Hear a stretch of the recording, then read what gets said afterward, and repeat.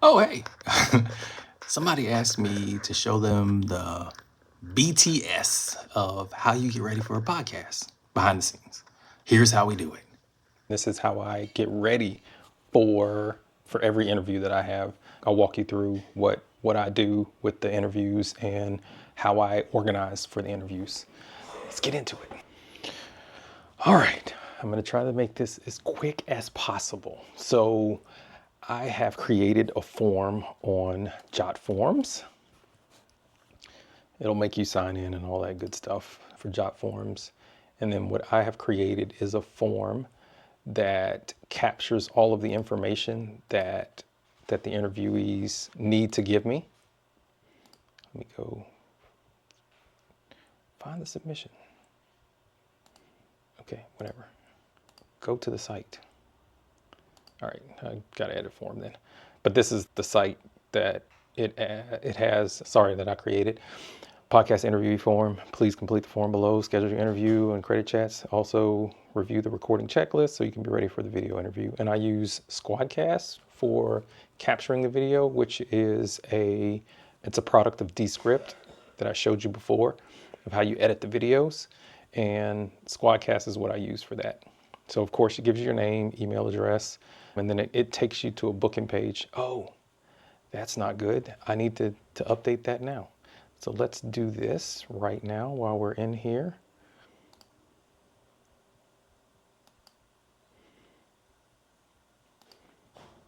This is my Calendly page.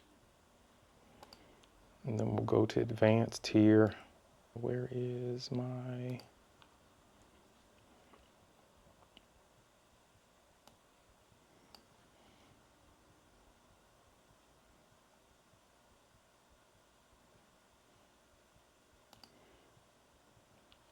Okay, so it's in the widget settings. What happened here was I changed the name of my Calendly. So it's not Durant Credit Repair anymore because I don't do credit repair. I do credit education now. So I'll go to Calendly and I'll get the new link. It will be Credit Chats 101 and I'll go copy link and then I'll put it in here. I'm hitting Control A and Control V to paste it in there. So you'll see it update. Now my calendar is fixed. So glad I was showing you guys and I got to fix that. All right.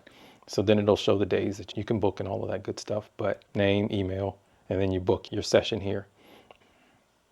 Then I ask you for your headshot. I ask you for your logo. If you have one, then you upload both of those here. And then all of your social links, because I put them up on I post them on the video. So you'll see I can go in here and I can put different captions and all of that stuff. No, not that one.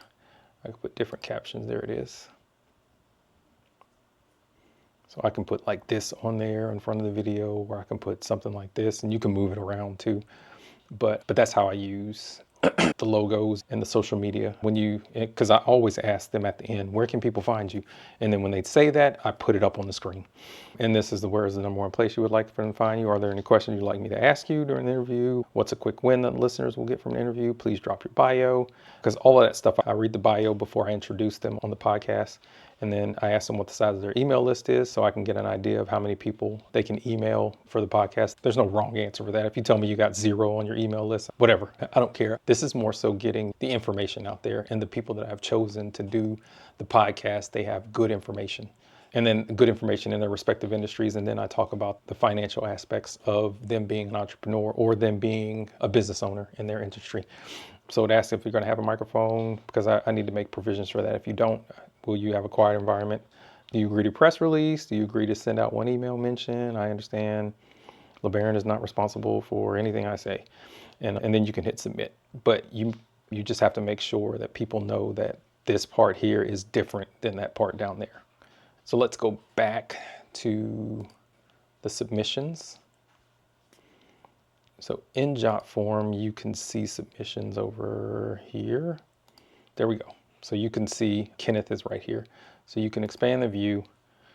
You can see his headshot there, and then all of the information that I asked from him. And then because I know he's a skincare line, I can then use that to ask ChatGPT to make me some questions for this. Because there's no point in me going off the cuff on this. You can go off the cuff if you're good enough to go off the cuff, but this gives you a structure to add to your interviews. So this is another thing that I do. I use Notion for organizing all of my podcasts, and then you'll see Credit Chats podcast is right here. I'll go into that, and then I have season 2. So I have season 1 here that toggled, and then season 2. So Kenneth is here. And you can see there's one segment that I do before everything. It's called Just the Tip, where you get a credit tip that you can take and use for your credit repair journey. And then the bio is under that. And then the questions that I want to ask. So what I do is I go in ChatGPT. I would say, so let's not talk about that. So I would say something like, I need 7 to 10 questions for a minority skincare entrepreneur that will be on my podcast. So at this point, I can just say my podcast for ChatGPT because it knows what my podcast is. I've already been going back and forth with it about the podcast, about what it's about. And then and I don't have to tell it, ask the normal questions like, where did you get your start? And where can people find you? Because it already knows that. So it would put those questions into my repertoire to ask them. See, so the first one is, what's your origin story? A unique perspective, challenges and breakthroughs, target audience, building trust, cultural representation, product development, lessons learned, future of your brand, words of wisdom. So all of that stuff is normally what I ask people anyway. So I just tailor it to whatever the industry is. So you can see unique perspective is the second one here. And it says, as a minority entrepreneur, how does your background influence the development of your skincare products and your approach to the industry? So this is just a nice way for me to have pre-made questions so that I can stay on task just in case we hit a low point and I need to ask a question to get it back re-energized. But that's what I do pre-game before we hit the record button. And then in Squadcast, there's a whole bunch of stuff that you can use. So let me show you what Squadcast looks like. And this is automatically hooked up to Calendly so that when somebody books it, it makes a session for them. And then let me see where Ken's is. Kenneth McLaurin, here it is. But you can see there's a couple of takes here. I did a take by myself to do the just the tip part. And then you see the 2 recordings. And then you can go in here and listen and watch just to make sure it looks like what you wanted it to look like. And then one of my best friends, you can make sure so you can make sure that the audio and the video are good on that end. And if they're not, then you got a problem. So normally when you're recording, you'll see what the video looks like, and you'll see the bars for the audio. So once you're done, you can, if I hit the check marks here, it can send it straight to Descript for me, and then I can start editing in Descript. But that is the pre-game workflow, and I'm about to show you the post-game workflow. So shout out to Maddie, hot sauce girl. She asked me if I could give some behind the scenes footage on my podcast. So this is post edits. You just saw pre-edits and like what I do to get ready, but this is post edits. This is one that I did a little while ago with Ken, and he has a skincare line. So Skin by Ken, and I'm pretty sure it's like skinbyken.com or something like that. I don't know. I'll put it up, but either way. So Ken had his niece with him there, and I have to go in and blur out the niece so she's not showing up on YouTube, because they give you like all kinds of crap when you put children on there. Blur out her face because parents didn't give consent and all of that good stuff. What I use is Final Cut Pro, and there's something called Gaussian down here where I can edit it out so you can see where she's green now. So if I hit done here, go here, and then she pops up. You'll see her pop up. And you can see she's blurred out now. So these are some of the things that you got to do in post-edit to make sure your videos are compliant with all the directives and all of that stuff if it's not made for children. Also, if the parents haven't give consent, like explicit consent, because I don't know the parents. So making sure that she's not anywhere in the shots. Yeah, I also, the other thing that I do when I download it, so I use Descript to get all of my videos ready. It absolutely lessens the time that I have to do edits. So you can see it's organized over here for projects. I know you can't see it, but still, it's like projects are over here on this side. And then when you dip into these folders here, there's a list of all of the season 2 podcasts that I've done already. So there's 8, 9 of them here. I don't know. 1, 2, 3, 4, 5, 6, 7, 8, 9. So there's 9 of them here, including the season opener, which is where I tell you, thank you for watching season 1, this is season 2, and we got a whole lot of stuff going on. And I got to do advertisements for all of that stuff too. So for the less technical people, this is not something you have to do. This is something that I just know how to do because I do media at my church. Excuse me. So I have a whole bunch of stuff, and like you guys can see also, let me show you this real quick. This is the backdrop that I have that you always see. It's not really New York. It gives you some flavor there. And then down on the floor, there's the lights that I use for everything. And then the Tampa Bay flag over there. I'm not a football fan. I got it for free at PDQ. So if you're down in Florida, you know what PDQ is. But you can see all my various loyalties here. Broncos, that's where I went to school, Fayetteville State. And then where I grew up, Gamecocks. And you can see some stuff I've done there. But either way, this is the post edits. And then, yeah, looking at this thing, I can see that you really can't see a whole bunch of stuff there. But you see my computer, you see where the camera is over there. And then here is the list of videos in Descript that I'm editing. So let me move this a little bit further over here so I'm not in the way when I show you some of this stuff. And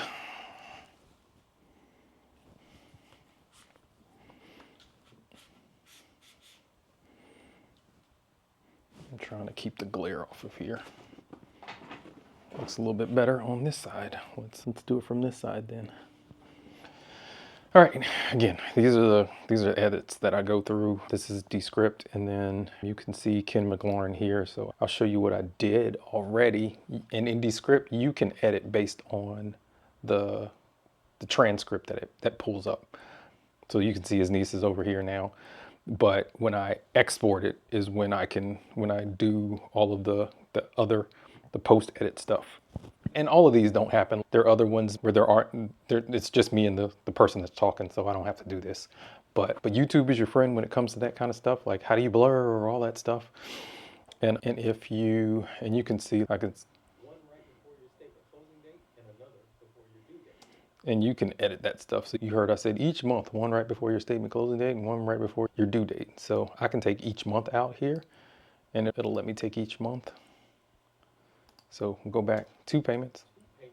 One right before your statement closing date and another before your due date. Or I can put it back in there. So you can, oh, didn't want to do that. You want to undo 2 payments. 2 payments each month. One right before your statement closing date and another before your due date. Why? It lowers your. All right, so that's some of the edits that you can do, and there's other stuff on Descript over here, and this is not an advertisement for Descript, but it does make me way more efficient.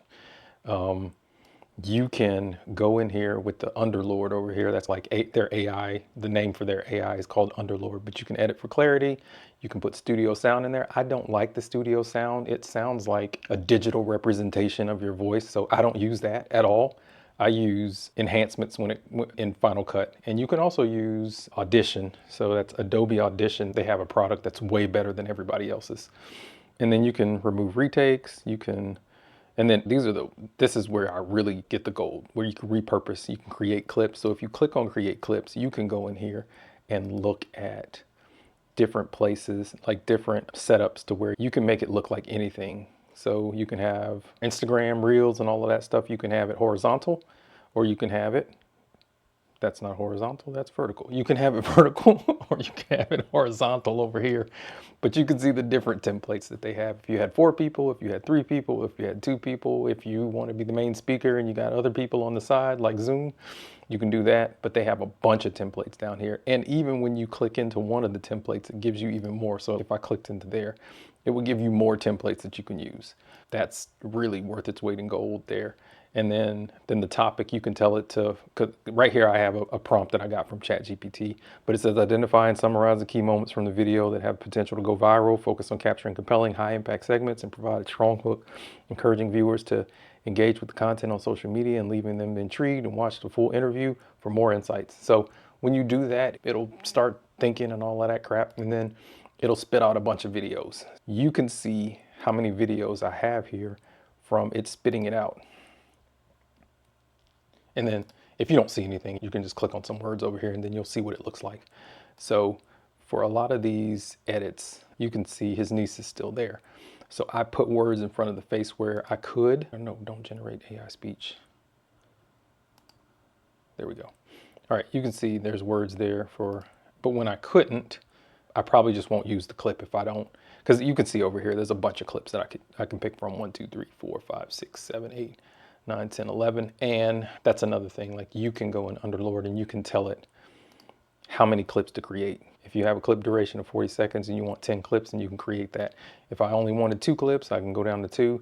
If I wanted to go up to 20, I can go up to 20. So 20 is the max you can get. 1 is the minimum you can get. And I did 10 for this one, so I have something to choose from. And then again, you can edit this based on the transcript. So yeah, that's a couple of things. And then once I'm done with that, I export these so that I can schedule them in my Go High Level account.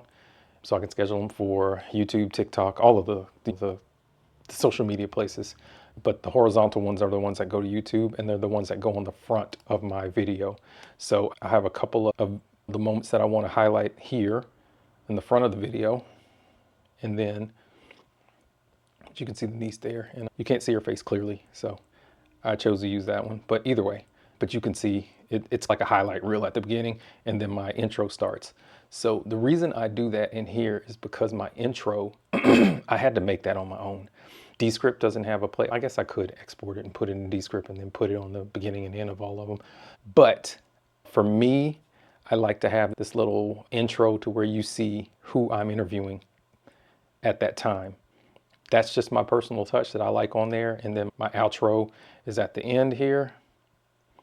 And then it has my QR code up there. But you can see niece, I have to blur her out here too.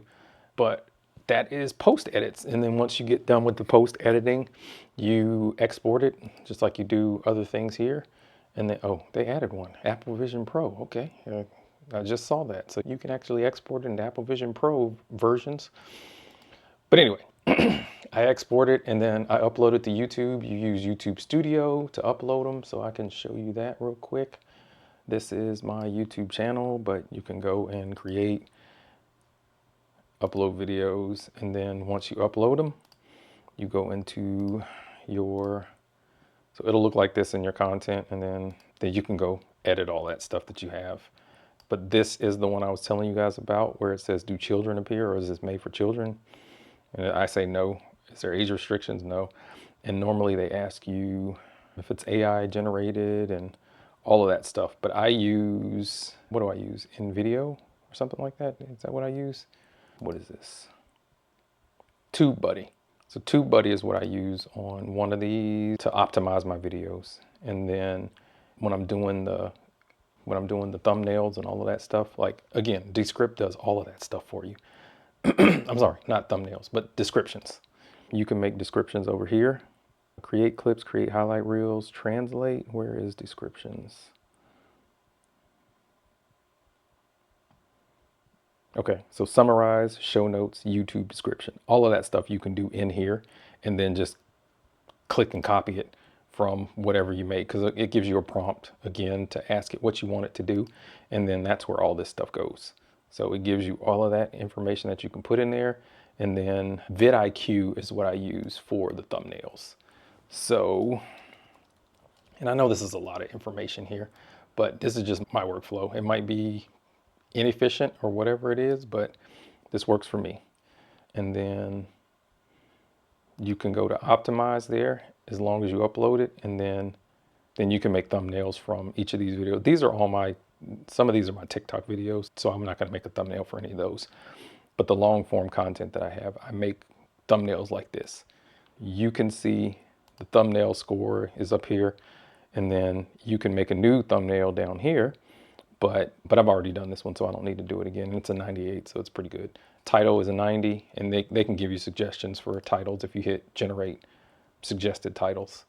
And then it'll analyze it, and then it'll give you more titles. So what I have currently is boost your credit confidence in 6 weeks. And then their suggestion is boost your credit score in 6 weeks, DIY, boost your credit score in 6 weeks, DIY credit repair, boost your credit score in 6 weeks, documented. So all of these are 90s. The one I have is a 90, so there's no point in me doing that.